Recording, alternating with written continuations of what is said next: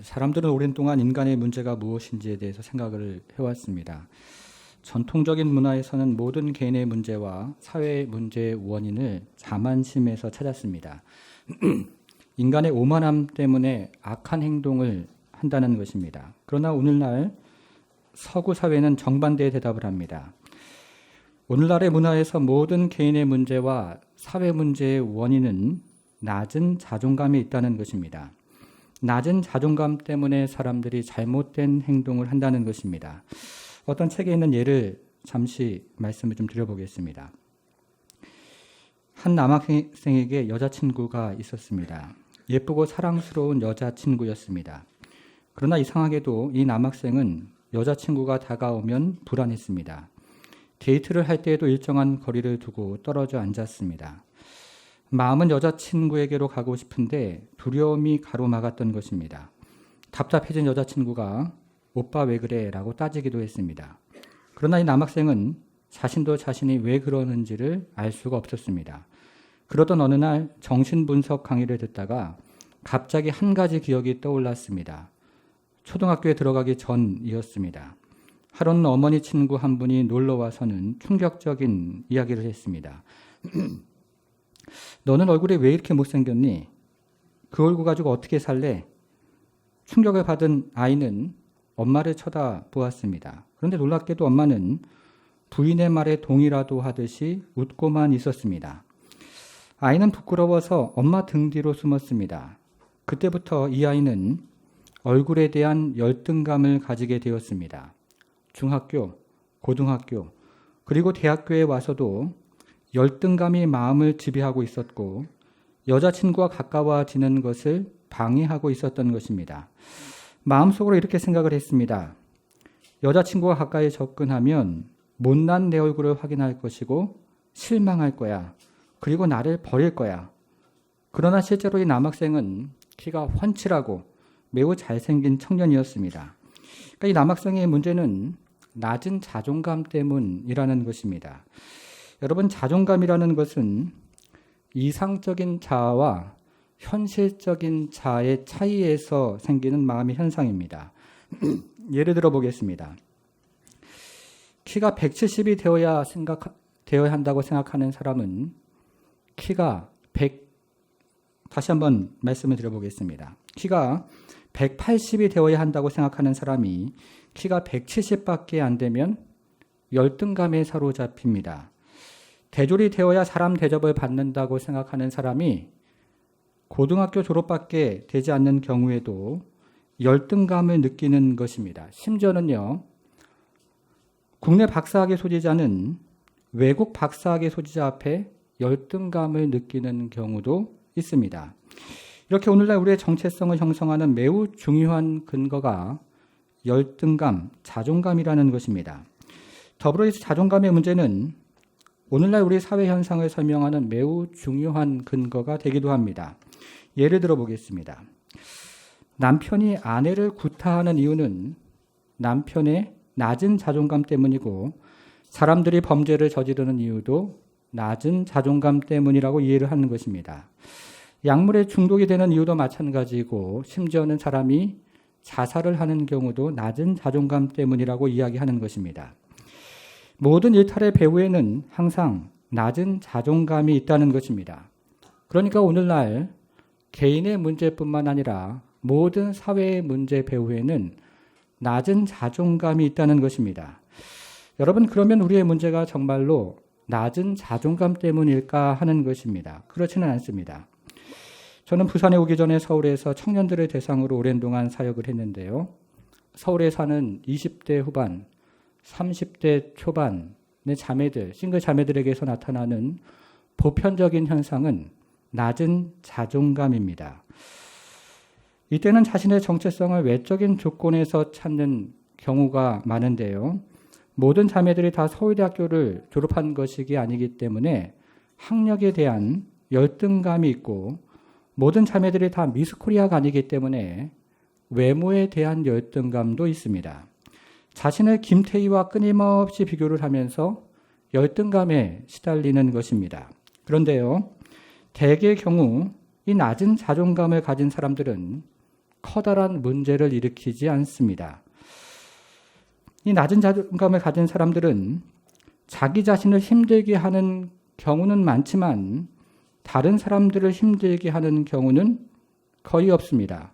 그러니까 모든 개인의 문제와 사회 문제를 낮은 자존감에서 찾는 것은 잘못된 것입니다. 여러분, 그러면 인간의 근본적인 문제가 무엇이겠습니까? 오늘은 성경이 언급하는 인간의 본성에 대해서 함께 생각을 해보도록 하겠습니다.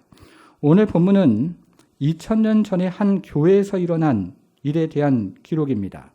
이 교회에는 어떤 문제가 있었을까요? 먼저 오늘 본문의 시작 구절인 3장 21절을 보겠습니다. 3장 21절을 같이 한번 읽어보겠습니다. 같이 읽습니다. 시작. 그런즉 누구든지 사람을 사랑하지 말라.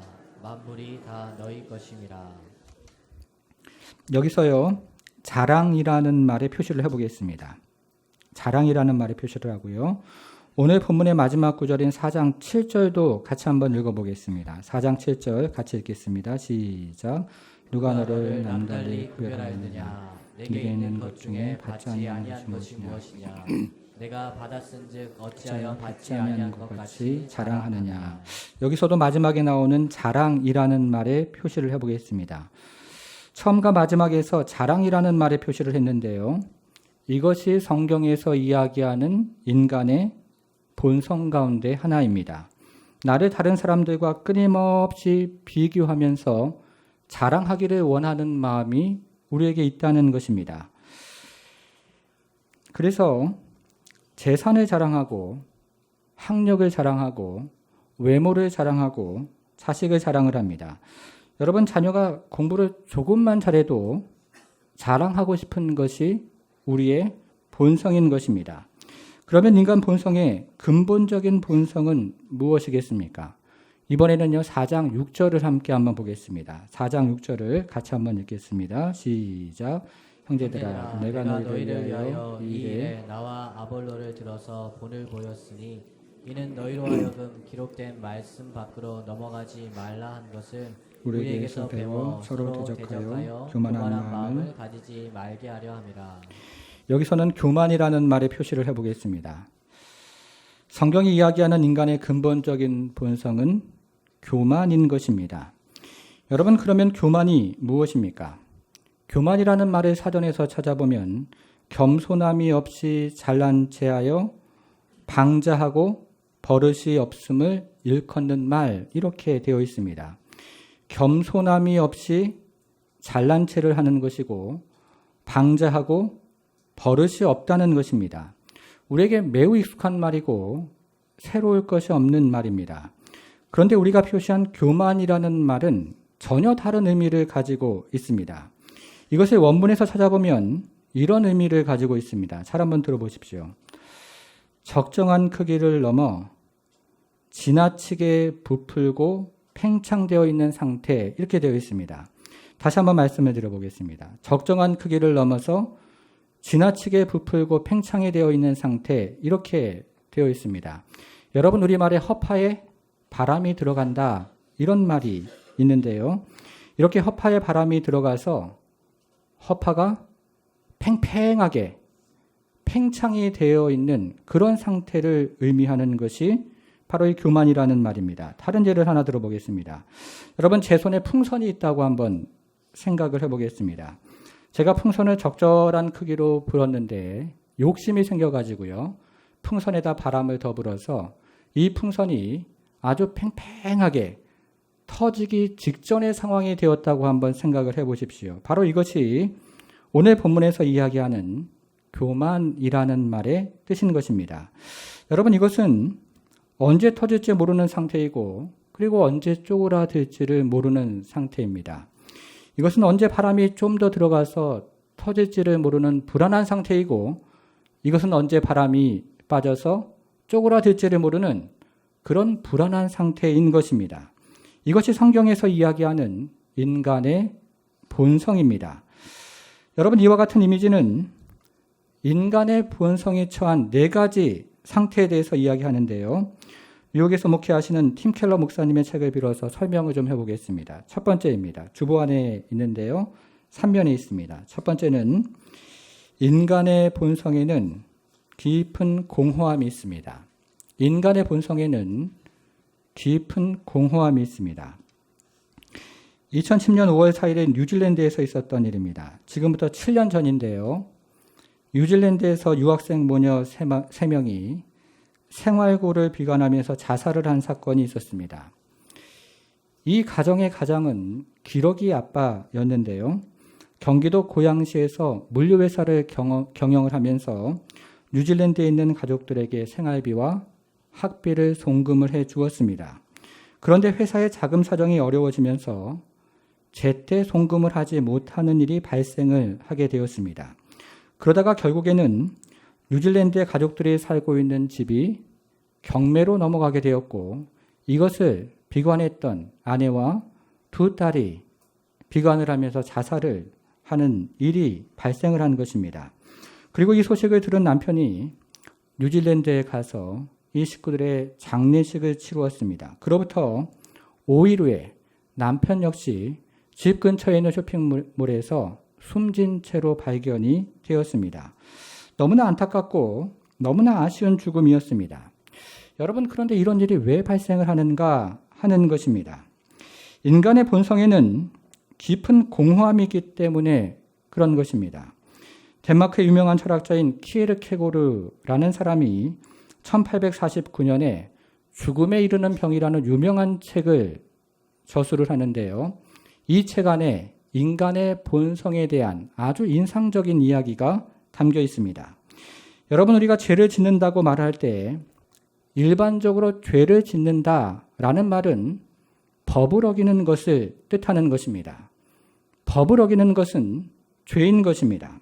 그런데요, 이 죄를 짓는다는 말에는 좀 더 근원적인 의미가 있습니다. 죄를 짓는다는 것은 단순히 법을 어기는 것이 아니고 좋은 것을 궁극적인 것으로 삼는다, 이런 뜻을 가지고 있습니다. 말이 좀 어려운데요. 예를 들어 보겠습니다. 여러분, 돈이 좋은 것입니까? 나쁜 것입니까? 혹시 나쁜 것이라고 생각하시는 분은 예배 마치고 돌아가실 때에 저에게 나쁜 것을 다 주시고 그리고 가시기를 바랍니다. 잘만 사용하면 돈은 좋은 것이 될 수가 있습니다. 그런데 이렇게 좋은 것이 궁극적인 것이 되면 죄가 되는 것입니다. 돈이 부모보다 더 중요해지고 돈이 예수님보다 더 중요해지면 그거는 죄입니다. 자녀 교육도 마찬가지입니다. 자녀 교육도 좋은 것인데 자녀 교육이 궁극적인 것이 되면 죄가 되는 것입니다. 자녀 교육이요, 가족보다 더 중요해지고 자녀 교육이 예수님보다 더 중요해지면 그러면 그 순간부터 자녀 교육이 죄가 되는 것입니다. 이렇게 좋은 것을 궁극적인 것으로 만들면서부터 인간 안에 문제가 하나씩 생기기를 시작하는 것입니다.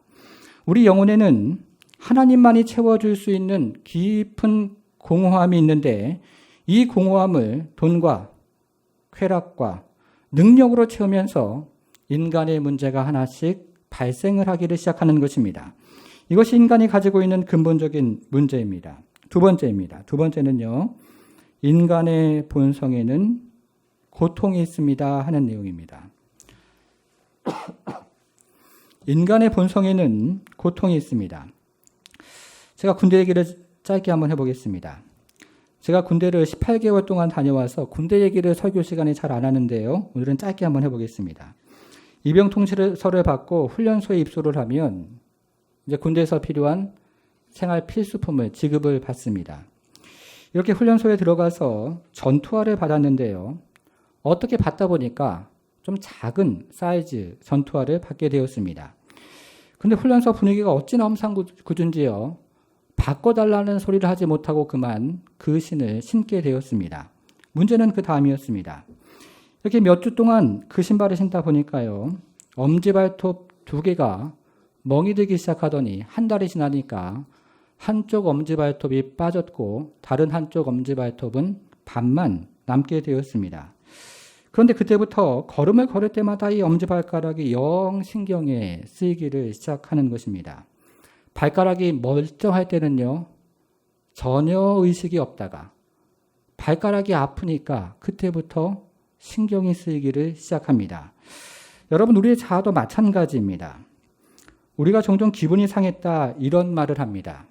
친구 사이에서도 기분 상하는 일이 생기기도 하고 부부 사이에서도 기분 상하는 일이 생기기도 합니다. 그런데 실제로는 기분이 상한 것이 아니고 나의 자아가 상한 것입니다.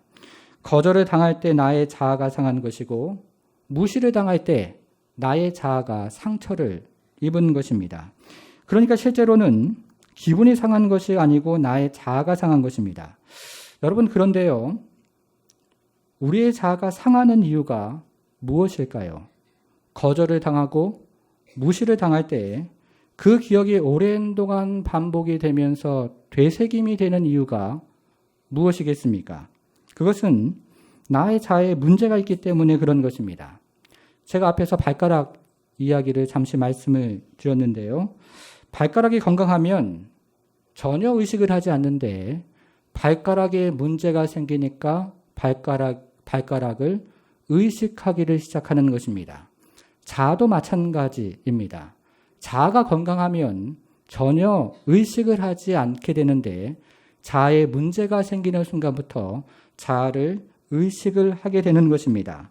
자아가 멀쩡할 때는요, 전혀 의식이 없는데 자아에 문제가 생기니까 거절당하는 느낌과 무시당하는 느낌, 이것이 쉽게 잊어버려지지가 않게 되는 것입니다. 그래서요, 김 과장, 내일 두고 보자. 박 대리, 어디 보자. 이렇게 일을 갈기 시작하는 것입니다. 이렇게 우리의 자아가 매우 왜곡이 되어 있고 매우 뒤틀려져 있는 것입니다. 이것이 성경이 이야기하는 두 번째 본성입니다. 세 번째를 보겠습니다. 세 번째는요, 인간의 본성적인 자아는 끊임없이 분주합니다 하는 내용입니다. 인간의 본성적인 자아는 끊임없이 분주합니다. 다시 성경으로 돌아가 보겠습니다. 4장 6절 하반절에서요.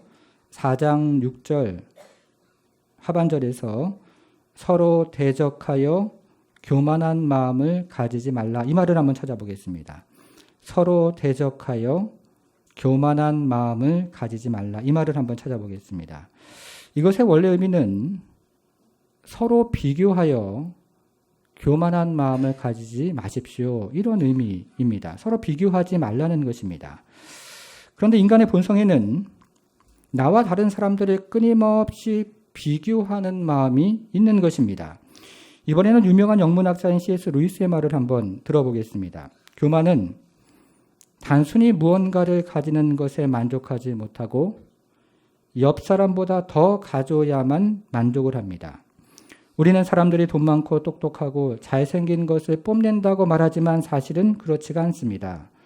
사람들은 남보다 더 돈이 많고 더 똑똑하고 더 잘생긴 것을 뽐내는 것입니다. 모든 사람들이 똑같이 돈이 많고 똑같이 똑똑하고 똑같이 잘생겼으면 교만할 것이 없는 것입니다. 여러분, 우리가 옆에 있는 사람들보다 더 돈이 많고 더 똑똑하고 더 잘생기면 어깨가 쓱 올라갑니다. 그러나 반대로 우리가 옆에 있는 사람들보다 돈이 적고 못 배웠고 그리고 못생겼으면 어깨가 쓱 내려가는 것입니다. 목사들도 마찬가지인데요. 목사들이 모이면 그 교회 성도가 몇 명인지를 비교를 합니다. 인간의 본성에는요, 나와 다른 사람을 끊임없이 비교하는 마음이 있다는 것입니다.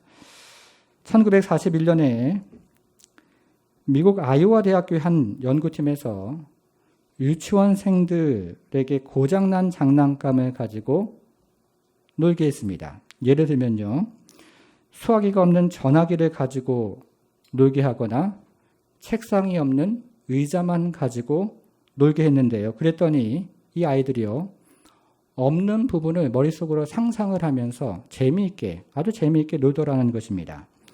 전화통만 주었는데 수화기가 있는 것처럼 손으로 귀에다가 수화기 모양을 한 채로 갖다 대고 그렇게 재미있게 노는 것이었습니다. 그런데 문제는 그 다음 날이었습니다.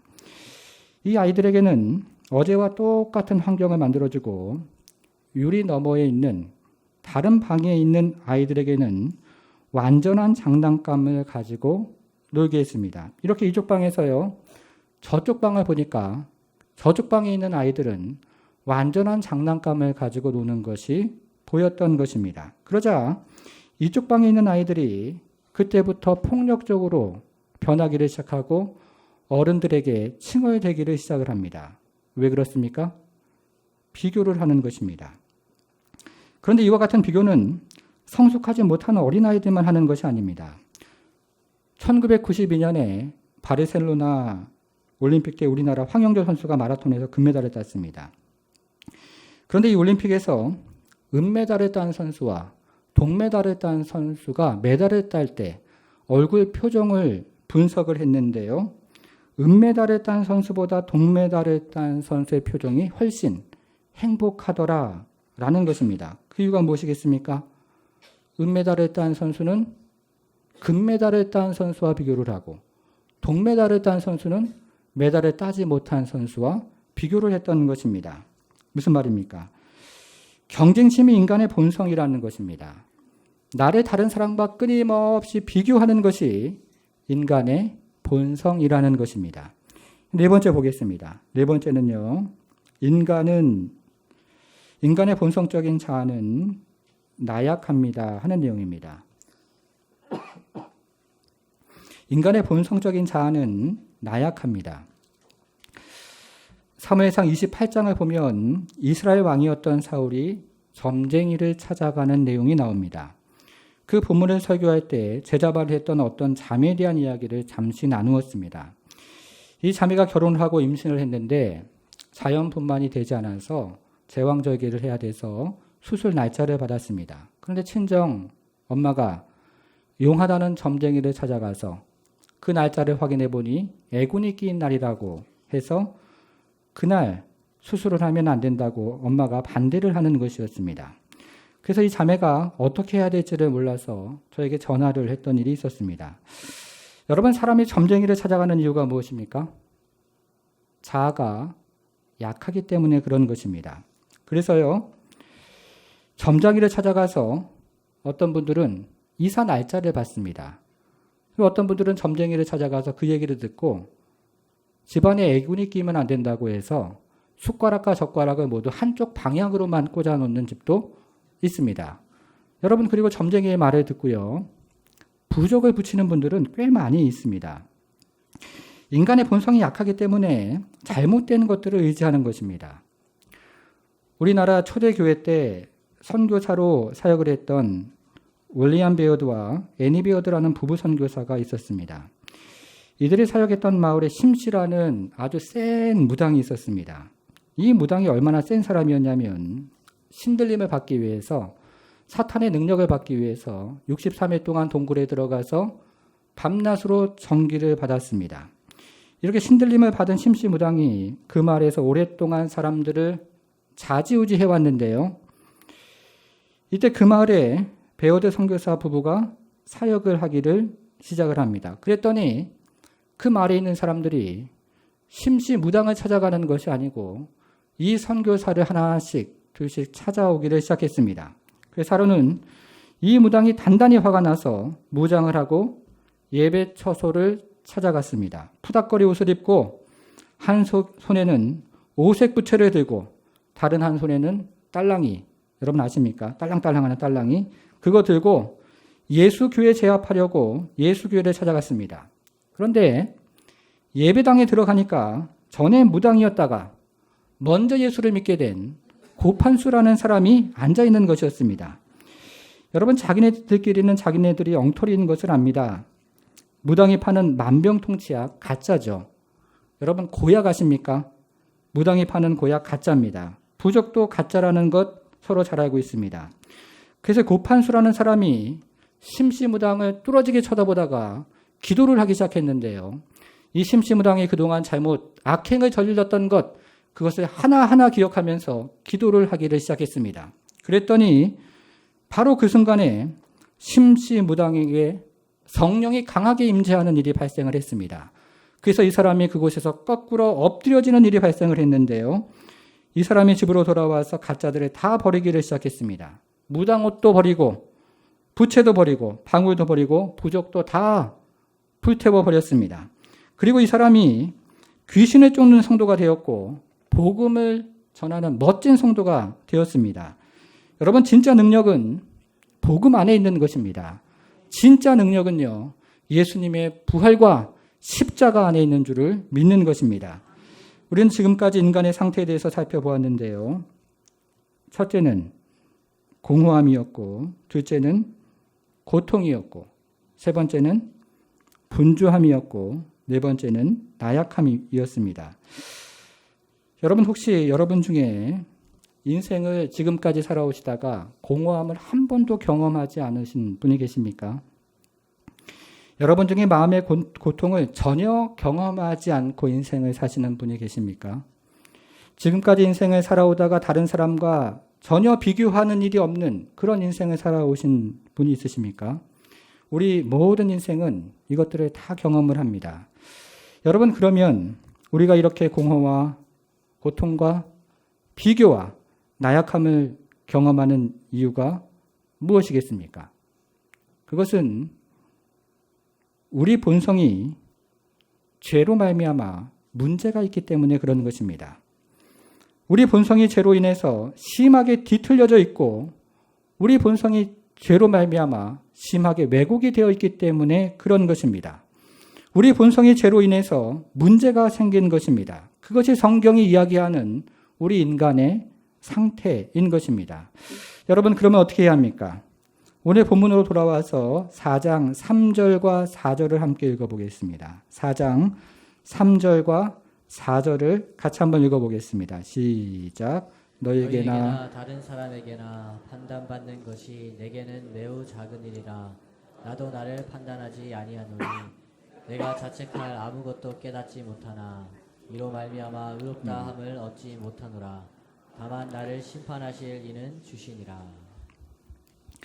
3절을 다시 한 번만 보겠습니다. 3절은 두 가지 이야기를 하는데요. 하나는 너희에게나 다른 사람에게나 판단받는 것이 내게는 매우 작은 일이라 이렇게 이야기를 하고요. 다른 하나는 나도 나를 판단하지 아니하노니 라고 이야기를 합니다. 여기서 중요한 말은 매우 작은 일이다. 이 말이 매우 중요한 말입니다. 이런 뜻입니다. 예수 믿기 전에는 너무나 공허했습니다. 사는 것이 고통이었습니다. 나를 다른 사람들과 끊임없이 비교하면서 나는 왜 이럴까? 이런 생각을 끊임없이 했습니다. 그래서 이렇게도 해보고 저렇게도 해보았지만 그때뿐이었습니다. 밀려오는 공허함, 고통, 비교, 나약함이 내게는 너무나 큰 일이었습니다. 그러나 이제 예수를 믿고 그런 인생의 문제가 매우 작은 일이 되었습니다. 이렇게 이야기를 하는 것입니다. 이것을 팀 켈러 목사님은 이렇게 이야기를 합니다. 매우 작은 일이라는 것은 자신을 더 생각하거나 덜 생각하는 것이 아니라 자신에 대한 생각 자체를 덜 한다는 것입니다. 이것은 자기 자신에 대해 생각할 필요를 느끼지 않는다는 것입니다. 이것은 자기 자신에 대한 생각하기를 그치는 것입니다. 자기를 의식하지 않는 자유를 누리는 것입니다. 자기를 의식하지 않음으로써 누리는 복된 평안을 누리는 것입니다. 여러분, 예수 믿으면 참된 평안이 있습니다. 예수 믿으면 참된 자유가 있고, 예수 믿으면 참된 능력을 경험하고, 예수 믿으면 새로운 생명 가운데 누구나 살아가게 되어 있습니다. 물론 모든 사람들이 예수를 믿고 당장 변하는 것은 아닙니다. 간혹 자기를 죽이지 못해서 덕이 안 되는 분도 있습니다. 그러나 그런 분들이 정상은 아닌 것입니다. 예수를 믿으면 참된 평안이 있고 능력이 있고 자유함이 있고 그리고 새로운 생명을 누리게 되어 있는 것입니다. 제가 존경하는 목사님이 미국에 있을 때 어떤 미국 청년을 알게 되었습니다. 그런데 이 미국 청년이 고등학교 때부터 그만 여자에 미쳤습니다. 그래서 여학생들을 따라다니면서 별의별 못된 짓을 다 했습니다. 그러다가 나중에 실증이 났습니다. 여자, 그것도 별것 아니구나. 여자에 대해서 경제 잃은 것입니다. 근데 이번에는 마약에 빠졌습니다. 한 모금만 피워도 괴로운 현실을 잊어버리고 환각에 사로잡히니까 공부며 모든 일이며 다 때려치우고 마약을 피기 시작했던 것입니다. 그러다가 결국에는 집에서도 쫓겨나고 완전히 폐인이 되었습니다. 이렇게 폐인으로 살아가다가 닥터 밀러라는 목사님을 만나서 예수님에 대한 이야기를 듣고 예수님의 복음을 받아들이고 새로운 사람이 되었습니다. 그리고는 하나님의 은혜로 정말로 하나님의 자녀가 된 것입니다. 당시 청년은 자동차 정비 공장에서 하루에 8시간 혹은 10시간 동안 일을 했는데요. 그렇게 일을 하다 보니까 손톱 밑에가 새카맣게 되었는데 이 새카만 손에는 늘 성경책이 들려 있었습니다. 이 청년이 이렇게 목사님에게 이야기를 합니다. 목사님, 제가 고등학교 다닐 때에는 아름다운 여학생만 얻으면 만족할 수 있을 것 같았습니다. 그래서 정신없이 예쁜 여자만 따라다녔는데 그것이 내 마음의 공백을 메우지 못했습니다. 마약을 피우면서 황홀경에 빠지면 그것으로 나의 마음을 채울 수 있을 것 같았는데 그것도 얼마 동안 하니까 사람만 폐인이 되어버리고 마음의 공백은 채우지 못했습니다. 그래서 이제는 죽는다는 생각만 가지고 방황하고 있을 때 밀러 목사님을 만나서 예수님에 대한 이야기를 들었습니다. 나를 위해 십자가에 죽으시고 3일 만에 살아나셔서 나를 하나님 앞으로 인도하시는 구원자 예수 그리스도에 대해서 들었는데 이상하게도 마음이 움직여서 믿고 싶다는 생각이 들었습니다. 그 뒤부터 저는 교회에 나갔고 성경을 읽기 시작했는데 지금까지 5년째가 되었습니다. 제가 목사님에게 확실히 말씀드릴 수 있는 것은 여자도 채워줄 수 없는 내 마음의 공백, 마약도 채워주지 못했던 내 마음의 공백이 예수님이 들어오니까 금방 채워졌다는 것입니다. 이제 저는 더 이상 과거로 돌아가고 싶지 않습니다. 제가 강남에서 사역을 했을 때요, 섬겼던 교회가 봄과 가을에 특별 새벽 부흥회를 했습니다. 이렇게 부흥회를 하면 교육자들은 새벽 3시 20분까지 출근을 해서 준비 기도회를 했는데요. 이 기도회 장소를 가려면 교회 마당을 지나가야 합니다. 그런데요, 이 교회 마당을 지나갈 때를 보면 교회 마당에 이미 수백 명의 사람들이 본당에 들어가려고 줄을 쫙 서 있는 모습을 보게 됩니다. 저는 처음에는요, 그분들이 광신도인 줄 알았습니다. 그런데 알고 보니까 정말 은혜를 사모하는 사람들이 그렇게 많았던 것입니다. 이렇게 준비 기도회를 마치고 새벽 4시경이 되면 교역자들은 교회 인근에서 교통 정리를 하기를 시작합니다. 여러분, 새벽 3시, 새벽 4시 혹시 강남역 근처의 골목을 돌아다녀 보신 분이 계십니까? 한마디로요, 불야성입니다. 불쌍한 인생들이 얼마나 많은지를 모릅니다. 이성과 하룻밤을 즐기기 위해서 유흥업소마다 사람이 넘쳐나고 밤새도록 술에 취해서 술을 마시면서 그 시간이 되면 거리로 나와서 이리 비틀 저리 비틀 흔들면서 다니는 젊은 사람들이 얼마나 많은지를 모릅니다. 마음 깊은 곳에 악이 있는데 그 악의 지배를 받는 것이고, 마음 깊은 곳에 공허함이 있는데 그 공허함을 술로 달래고 여자로 달래고 남자로 달래는 것입니다. 여러분, 우리 인생은 그렇게 해결되지가 않습니다. 우리 인생은요, 그렇게 해결되는 것이 아니고 우리 인생은 예수 믿음으로 해결이 되는 것입니다. 성도 여러분, 여러분 중에 아직도 주저하는 분이 계십니까? 주저하지 마십시오. 예수님을 믿는 순간 우리를 붙잡고 있었던 모든 마귀의 역사는 물러가는 것입니다. 예수님을 믿는 순간 우리를 붙잡고 있었던 모든 세상의 풍조는 물러가는 것입니다. 예수를 믿는 순간 우리를 붙잡고 있는 육신의 정욕도 물러갈 줄을 믿는 것입니다. 주저하지 마십시오. 모든 것을 예수님에게 맡기십시오. 이 시간에도 예수 믿고 하나님의 백성으로, 천국 백성으로 새로운 생명을 가지고 살아가는 모든 주의 복된 백성들 되기를 주님의 이름으로 축복합니다.